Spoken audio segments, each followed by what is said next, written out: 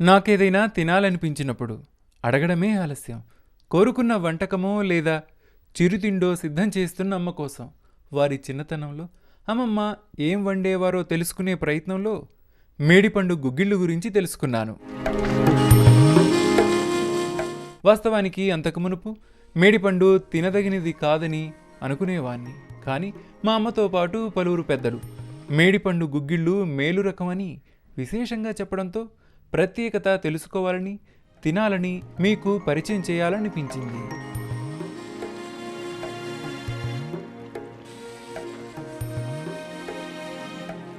తొలుతగా తొక్కుకోవాలా?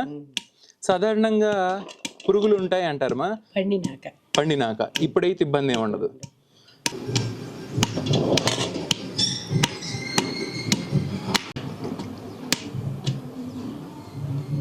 కచ్చాపచ్చాగా 2 ముక్కలు అయ్యేటట్టు తొక్కాలి.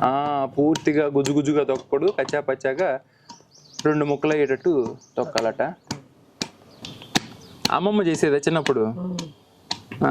మేము పొలానికి వెళ్ళి తెచ్చుకునేవాళ్ళం. మరి పొలానికి వెళ్ళి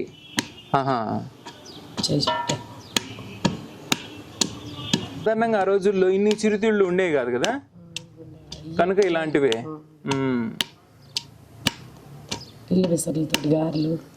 పిల్లిమిసరితో గారెలు చేస్తారా? తర్వాత అవే చేద్దాం మనం. ఇంకేమేమి ఉండే అప్పట్లో చిరుతిళ్ళు అంటే? బొమ్మిడాలు దొరకట్లేదు కానీ అట్లు పోసుకున్నాం. బొమ్మిడాలతో అట్లు. సాధారణంగా బొమ్మిడాలు అంటే చేపలు అనుకుంటారు కదా. ఆవాల్లాగా వాటితో అట్లు పోసుకుంటారా? జొన్న పిండి కొట్టుకొని. అంటే బొమ్మిడాలు జొన్న పిండి కలిపి అట్లు చేసుకుంటారు. ఓహో, ఇది కూడా ఆశ్చర్యంగా ఉండేటువంటి విషయమే. కానీ ఇప్పుడు లేవు బొమ్మిడాలు. ఇప్పుడు ఎక్కడ దొరుకుతాయి? మనం ప్రయత్నం చేస్తే అసలు ఎక్కడ దొరకట్లేదు. చండ్రపాడులో ఉండేవా? అప్పుడు ఉండేవి మృదుజన చాలల్లో. నేను ఎలా అయినా ప్రయత్నం చేసి ఈ దొరకబట్టి తీసుకొస్తాను, చేసి మన వాళ్ళకి చూయిద్దాం. బాగుండిద్దా? రుచి ఎలా ఉంటుంది? మామూలుగా మన ఈ అట్టు మాదిరిగానే.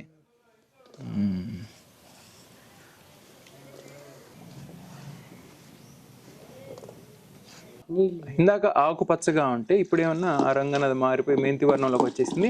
తర్వాత నీళ్లు పోసుకోవాలా?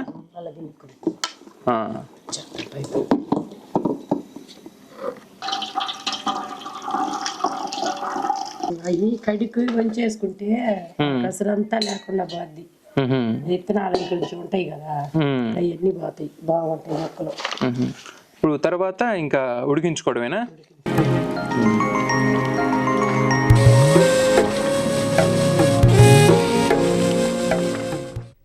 మేడిపండనగానే జ్ఞాపకానికి వచ్చే వేమన శతకం: మేడిపండు చూడ మేలిమైయుండు, పొట్ట విప్పి చూడ పురుగులుండు, పిరికివాని మదిని బింక మీలాగురా, విశ్వదాభిరామ వినురవేమ. వేమన పద్యాలు మన జీవితానికి మార్గదర్శకాలు, వ్యక్తిత్వాన్ని మెరుగుపరిచే గొప్ప బోధనను అందిస్తాయి. ఈ ప్రసారంలో ఆ ప్రస్తావన రావడం శుభపరిణామం.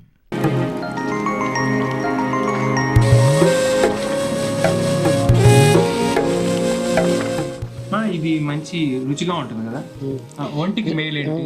వేడి తగ్గిద్ది. అమ్ముతారు కూడా ఎండబెట్టి. ఇవి ఎండబెట్టి అమ్ముతారు, కొట్లో ఉంటాయి. తెచ్చి సూర్ణం చేసుకొని వేడి నీళ్ళలో వేసుకొని తాగితే చలి వేడి తగ్గిద్ది. దుకాణంలో లభిస్తాయా? దొరుకుతాయి. ఉప్పు మిళితం చేయాలండి ఇప్పుడు.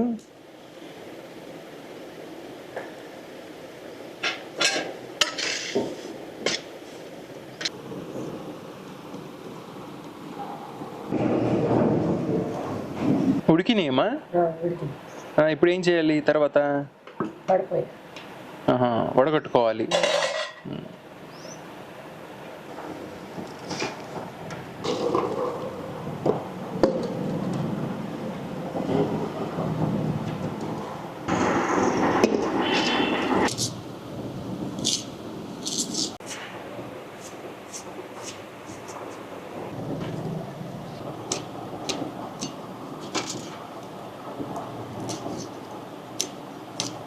తాలింపు కోసం ఉల్లిపాయలు అలానే పచ్చిమిరపకాయలని తరుగుతూ ఉందమ్మా.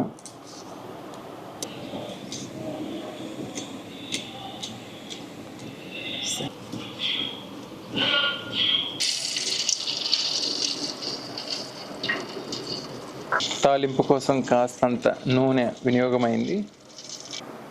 జీలకర్ర వేస్తాం. నూనె కాగిన ధర్మిళ జీలకర్రని వినియోగించిందమ్మ. ఆ తర్వాత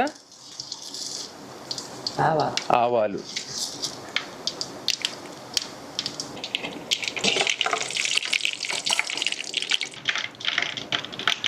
పచ్చిమిరపకాయలు, ఉల్లిపాయలు వినియోగం.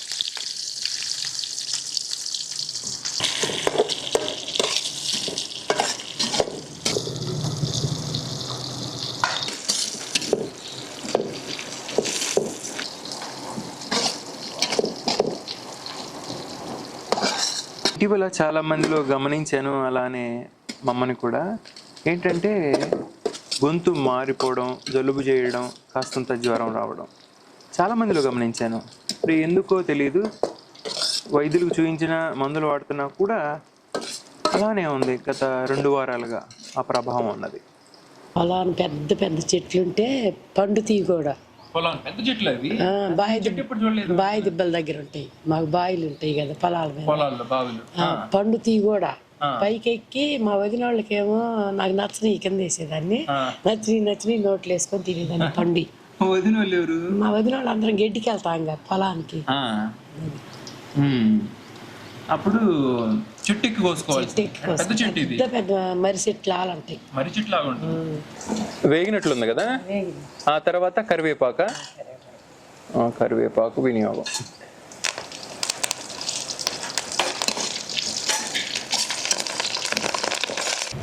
తర్వాత ఇక అంతిమంగా తొలుత ఉడకబెట్టుకున్నటువంటి అత్తి గుగ్గిళ్ళు వినియోగం అయితే అయింది.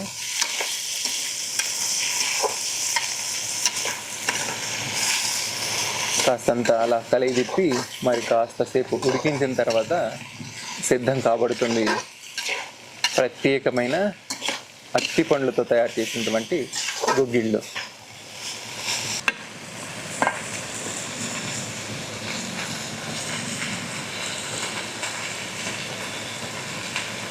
సరిపోయింది ఉప్పు, ఇంకో ఉప్పు వినియోగం.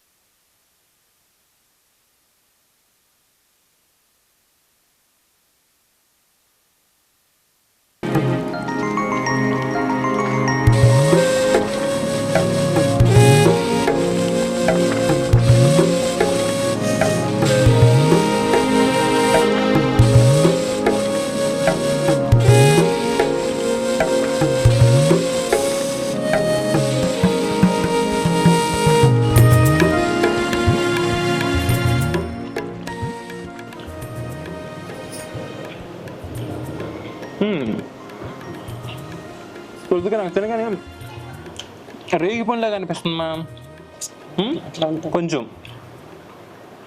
ఆ తర్వాత ఆ పోపు గింజలు వాటి రీత్యా గుగ్గిళ్ళు తింటున్నట్టు. సాధారణ గుగ్గిళ్ళు కూడా అదే కదా తాలింపు, కనుక తినక తొలుతా రేగి పండులాగా తెలిసిన ఆ తాలింపు రీత్యా సాధారణంగా మనం గుగ్గిళ్ళు తింటాం కదా, ఆ సందర్భాన ఏదైతే అనుభూతి పొందుతామో అదే అనుభూతి. బాగుంది. ఇప్పుడు దీన్ని అన్నంలో కూడా మనం తినొచ్చా?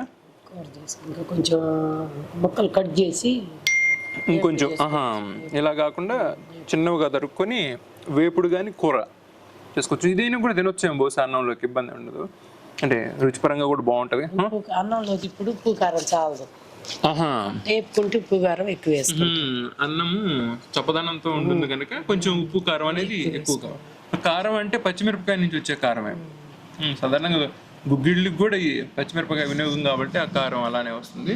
కాకపోతే మనం అన్నంలోకి కలుపుకొని తినాలంటే ఉప్పు కారాల స్థాయి అనేది కాస్తంత పెరగాలట. పరిధి సాధారణ గుగ్గిళ్ళు మాదిరిగానే ఉంది. నేనైతే ఎంత ఆసక్తిగా ఉన్నానో అదే తరహాలో ఆ స్థాయిలోనే ఆ రుచి కూడా చిక్కింది. ఇక ఇది మేలుకరమైనటువంటి ఉపాహారంగా చెప్పవచ్చు. మా అమ్మ ఇందాక చెప్పింది వేడిదనం అనేది ఒంట్లో ఉంటుంది తగ్గడానికి ఇది బాగా ఉపయోగపడుతుందట. అయితే మీరు చిన్నప్పుడు చిరుతిళ్ళు ఉండవు కాబట్టి ఇన్ని చిరుతిళ్ళు ఉండవు కాబట్టి అలానే మీ మా అమ్మ బాగా గుర్తొస్తుంది. మా ఇస్పన్న వాళ్ళ బావి దగ్గర ఉండే ఇవి చెట్టు. అవునా? ఆ చెట్టు ఎక్కి కోసుకునేవాళ్ళు. అమ్మమ్మ ఉండేది ఎట్లా? మీరు తీసుకొచ్చేవాళ్ళు? మేము తెచ్చేవాళ్ళం.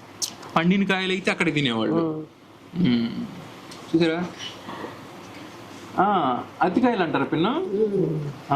అతికాయలు అంటారు, అలానే మేడిపండు అంటారు. మేడిపండు అంటే అందరికీ పరిచితం అవుతుంది ఆ పేరు వినగానే. అరటిపండ్లు అంటే పెద్దలకు తెలియవస్తుంది అనమాట.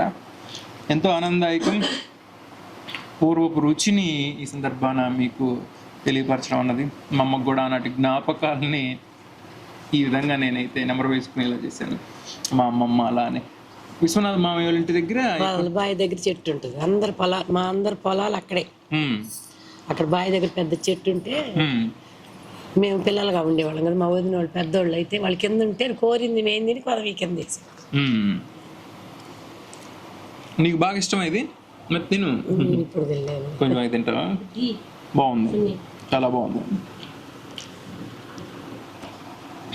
మళ్ళీ లోపల చిన్న చిన్న గింజలు ఉన్నాయి కదా, అవి మన డ్రాగన్ అలా ఉంది.